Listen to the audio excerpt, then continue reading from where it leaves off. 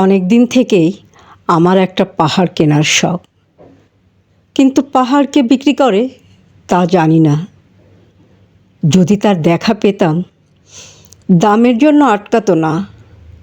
আমার নিজস্ব একটা নদী আছে, সেটা দিয়ে দিতাম পাহাড়টার বদলে। কে না জানে পাহাড়ের চেয়ে নদীর দামই বেশি। পাহাড় স্থানু, নদী বহমান। তবু আমি নদীর বদলে পাহাড়টাই কিনতাম, কারণ আমি ঠকতে চাই। নদীটাও অবশ্য কিনেছিলাম একটা দ্বীপের বদলে। ছেলেবেলায় আমার বেশ ছোট্টখাট্ট ছিমছাম একটা দ্বীপ ছিল, সেখানে অসংখ্য প্রজাপতি। শৈশবে দ্বীপটি ছিল আমার বড় প্রিয়। আমার যৌবনে দ্বীপটি আমার কাছে মাপে ছোট লাগলো। প্রবাহমান ছিপছিপে তন্বী নদীটি বেশ পছন্দ হলো আমার। বন্ধুরা বলল, ওইটুকু একটা দ্বীপের বিনিময়ে এত বড় একটা নদী পেয়েছিস, খুব জিতেছিস তো মাইরে। তখন জয়ের আনন্দে আমি বিহ্বল হতাম।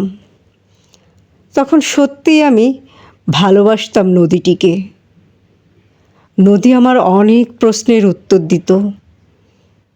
যেমন, বলো তো আজ সন্ধেবেলা বৃষ্টি হবে কি না?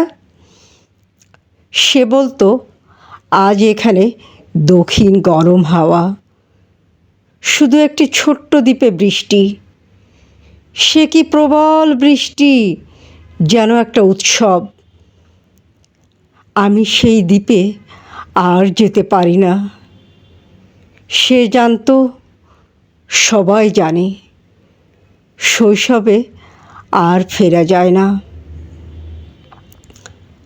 এখন আমি একটা পাহাড় কিনতে চাই। সেই পাহাড়ের পায়ের কাছে থাকবে গহন অরণ্য। আমি সেই অরণ্য পার হয়ে যাব, তারপর শুধু রুক্ষ কঠিন পাহাড়। একেবারে চূড়ায়, মাথার খুব কাছে আকাশ, নিচে বিপুলা পৃথিবী, চরাচরের তীব্র নির্জনতা। আমার কণ্ঠস্বর সেখানে কেউ শুনতে পাবে না। আমি ঈশ্বর মানি না, তিনি আমার মাথার কাছেই ঝুঁকে দাঁড়াবেন না।